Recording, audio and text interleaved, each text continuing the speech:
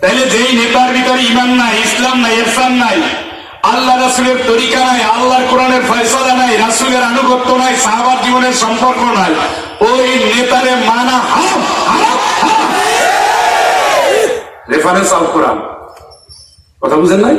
আমাদের একজন নেতা আছে, তার নাম ইমামুল মুত্তাকিন, ইমামুল মুরসালিন, রাসূলুর রাব্বিল।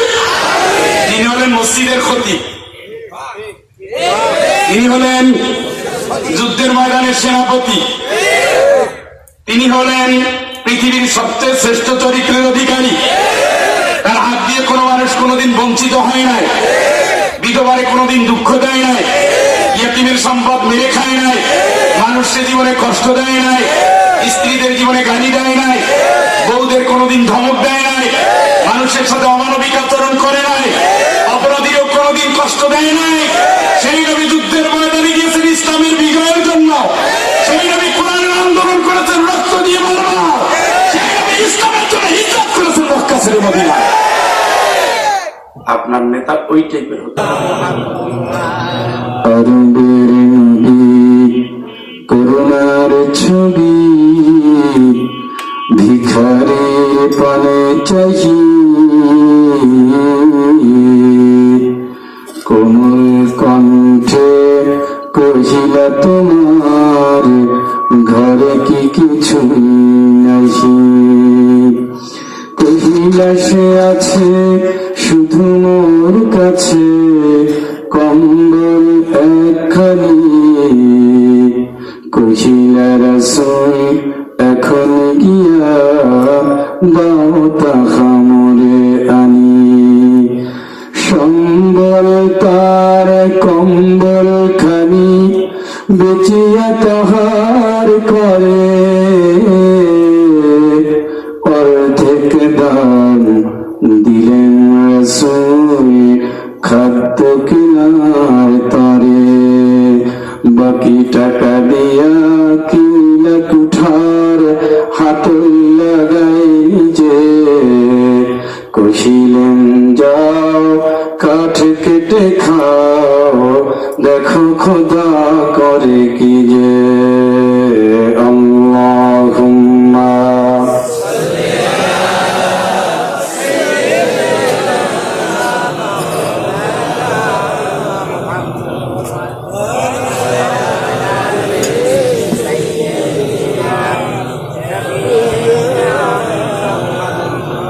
আলহামদুলিল্লাহ।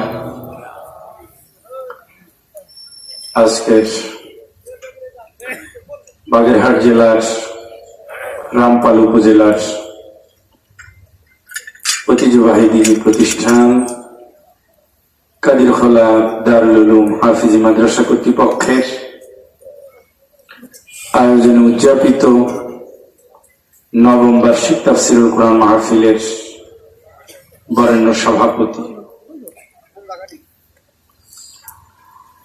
সুলতানিয়া জামে মসজিদের মহতারাম খতিব মহতারাম মুকাররম হযরতুল আল্লাম জনাব আলহাজ হযরত মাওলানা মুহাম্মদ গাজী লুৎফুর রহমান, আল্লাহ পাকের কাছে তার গোলামের নেক হায়াত, সুস্থ জীবন, কল্যাণকর জীবন কামনা করছি। সকলে বলি আল্লাহুম্মা আমিন। একটু জোরে বলেন না। ওনার জন্য করলাম, আপনি আমিন বললেন, আল্লাহ আপনারেও কবুল করেছে। সুবহানাল্লাহ। মাহফিলের সর্বজন শ্রদ্ধেয় বয়োজ্যেষ্ঠ বুজুর্গানে দ্বীন, আলেমে হক্কানি, আপনাদের প্রিয় ভালোবাসা, আমাদের শ্রদ্ধা, আমাদের ভক্তি, আমাদের ভালোবাসা জনাব আলহাজ হযরত মাওলানা আব্দুল মাহবুব সাহেব, আল্লাহ পাকের কাছে তার অন্তরটা জান্নাতের জন্য যেন কবুল করে নেন। সকলে বলি আমিন। সামান্য একটু বিভ্রাট হয়েছে, বক্তাকে একটা নির্ধারিত টাইম দিতে হয়, এর ভিতরে উনি সাজিয়ে গুজিয়ে শেষ করে দেন। আল্লাহ পাক এই ভুলটুকু অনিচ্ছাক্রমে হয়েছে, আল্লাহ যেন ক্ষমা করে দেয়। সকলে বলি না আমিন। আমি চাইনি, আমি ভেবেছি যে তার টাইম এটাই, তারপরে কর্তৃপক্ষ নিয়ে আসে, আমি চলে এসেছি। এরপর আমি চাচ্ছিলাম হুজুর তার আলোচনা ফিনিশিং দিক, যাই হোক, আমার বাবার মতো মুরব্বী, আমরা তার দোয়া চাবো। আমরা যখন এই পথে যাত্রা শুরু করছি, তিনি এই পথে অনেক বছর পাড়ি দিয়ে এসেছেন, ঠিক কিনা? আমি হয়তো যাই বলি, তার পায়ের ধুলার যোগ্যতা কিন্তু আল্লাহ আমাকে এখনো দেন নাই। অনেক বড় বড় ছাত্র আছে আল্লাহ পাক তার দ্বারা তৈরি করে দিয়েছেন, আলহামদুলিল্লাহ বলেন। আল্লাহ পাক যেন তাকে কবুল করেন। হাজরাত উলামায়ে কিরাম মঞ্চে বসে আছেন, গুণীজন সুধীজন, আজকে আমাদের মহতারাম চেয়ারম্যান সাহেব, সম্মানিত দিনী ভাইয়েরা, পর্দার আড়ালে অবস্থানরত আমার মা বোনেরা, কুরআন আল কারীমের যারা হাফেজ রয়েছেন, আলেম রয়েছেন, খতিব এবং ইমাম রয়েছেন, মসজিদের মুয়াজ্জিন রয়েছেন, সম্মানিত সুধী মণ্ডলী, প্রিয় মুসলিম অমুসলিম ভাই ও বোনেরা, আসসালামু আলাইকুম ওয়া রাহমাতুল্লাহি ওয়া বারাকাতুহু। আল্লাহ পাকের কাছে শুকরিয়া আদায় করছি, সকলে বলি আলহামদুলিল্লাহ। জোরে বলেন না। ভীতিকর এক বিশ্ব বর্তমানে, সব দিক থেকে একটা দুর্ঘটনার আভাস প্রত্যেকটা মুহূর্ত। তারপরে আমরা বেঁচে আছি, আমাদের বাঁচিয়ে রেখেছেন কে? আল্লাহর কাছে হৃদয় খুলে শুকর আদায় করেন আলহামদুলিল্লাহ।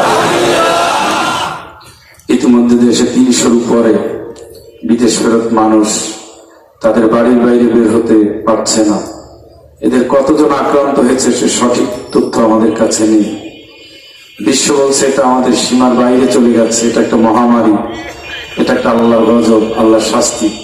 আল্লাহ না চাইলে এখান থেকে বাঁচার কোনোই গতি নেই। আল্লাহর কাছে আমরা আজকে প্রাণ ভরে দোয়া করব, আল্লাহ যেন এই বিপদ থেকে, এই গজব থেকে বিশ্ববাসীকে রেহাই দেয়। সকলে বলেন আমিন। কথা যে অনেক হবে তা নয়, কথাটুকু আমলের জন্য শুনতে হবে, আমলের জন্যই শুনতে হবে, শুনতেই হবে, তাই না? আমরা যারা আছি অন্তত মুসলমান তো, তাই না? মুসলমানের জন্য কোরআন আল কারীমের বিকল্প কোন কিতাব আল্লাহর জমিনে নাই। ওটা হলো আগে, তারপর ওটার ব্যাখ্যা হলো হাদিস। এই হাদিসটাই হলো নবীর জীবনটা, সুবহানাল্লাহ। মা আয়েশা বলেন আল্লাহ রাসূলের জীবনটা হলো কোরআন, সুবহানাল্লাহ। মানে একটা আরেকটার সাথে যুক্ত করা, একটা বাদ দিয়ে আরেকটাকে মানা যাবে না। আল্লাহ বলছেন সালাত কায়েম করো, কিভাবে করবো রাসূল দেখিয়ে দিয়েছে, তাই না? তাহলে কাকে বাদ দিবে? এই জন্য আল্লাহ বলছেন দুটো জিনিস মানো, সুবহানাল্লাহ। ওমা আতাকুমুর রাসূলু ফাখুযুহু ওমা নাহাকুম আনহু ফান্তাহু। রাসূল তোমাদের জন্য যা নিয়ে এসেছেন সেটাকে তোমরা ধরো, ধরো। ওমা নাহাকুম আনহু ফান্তাহু, যা যা নিষেধ করেছে বাতিল। কার কথা? রাসূল কি নিয়ে এসেছেন? না, ওয়াল্লাযী أرسل رسوله بالهدى ودين الحق. سبحان الله. কয়টা? কোরআন এবং ইসলামের সঠিক পথ রাসূলের মাধ্যমে আমরা পেয়েছি। সুবহানাল্লাহ। কে বলছেন? আল্লাহ তার রাসূলকে পাঠিয়েছেন। আরসালা রাসূলাহু বিল হুদা, হুদা হলো দ্বীনুল হক, দ্বীনুল হক হলো ইসলাম। সুবহানাল্লাহ। আর রাসূল জীবন ভর যা বলেছেন ওটা হলো হাদিস, ওটা হলো নবীর সুন্নাহ। রাসূল বলেছেন এই দুটোর কথা, তারাকতু ফীকুম আমরাইন লান তাদিল্লু মা তামাসসাকতুম বিহিমা। এই জাতির লোকেরা শোনো, দুটো জিনিস তোমাদের মাঝে রেখে যাচ্ছি, দুটো দুটো দুটো দুটো আঁকড়ে ধরলে আমি রাসূল বলে দিলাম তোমরা কোনোদিন পথ হারা হবে না। তিনটা, তিনটা, চারটা, কয়টা? জোরে কোন, জোরে কোন। কি কি? কোরআন এবং সুন্নাহ, কোরআন এবং সুন্নাহ। কোরআন এবং সুন্নাহ, কোরআন মানতেই হবে। সুন্নাহর ক্ষেত্রে আমার নবীকে নিয়ে যারা কাজ করেছে, নবীর কথার সাথে যাদের মিলে যায়, নবীর ইসলামের সাথে যা মিলে যায়, নবীর জীবনের সাথে যা মিলে যায়, ওটা যদি কোনো আলেমের ভিতরে পাওয়া যায়, আমরা ওই আলেমের কথাও মানবো। তবে শর্ত হলো কোরআন থেকে, হাদিস থেকে বলতে হবে, এর বাইরে নয়। ঠিক কিনা?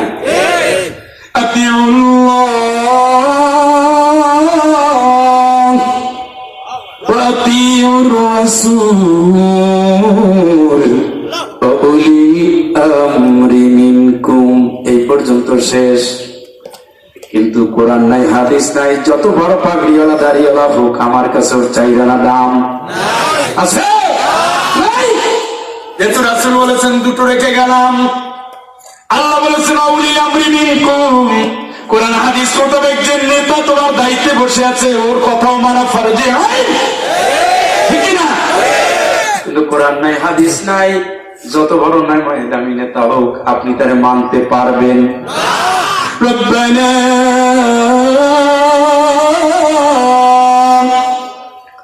ইন্না আতা'না সাদাতানা ওয়া কুবরা'না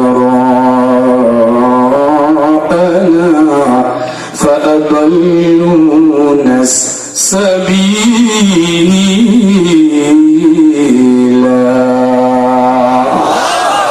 এই আয়াত প্রমাণ করে কোরআন হাদিসের বাইরে কোন নেতার আনুগত্য করা কবিরা গুনাহ। এই গুনাহ আয়াতটা আমি আপনাদের সামনে তুলে ধরছি। কি বলছে আল্লাহর কোরআন? কিয়ামতের ময়দানে ইয়ামা তুকাল্লাবু উজুহুহুম ফিন্নার, যেই দিন চেহারাটা আল্লাহ আগুন দিয়ে জ্বালিয়ে দেবেন। কার কথা?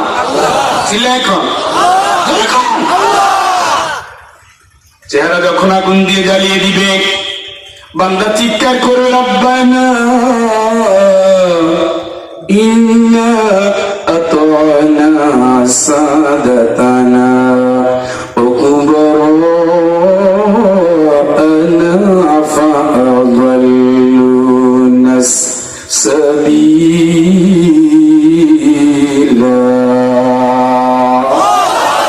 আল্লাহ তোমারে মানি নাই, নেতারে মানছি, নেতা টাকাওয়ালা সম্পদশালী লিডারের আনুগত্য করেছিলাম, সে আমার হেদায়েতের পথে নেয় না, আমার ডুবাইয়া ছাড়ছে। এই জন্যই তো তুমি আমার শাস্তি দিতেছো।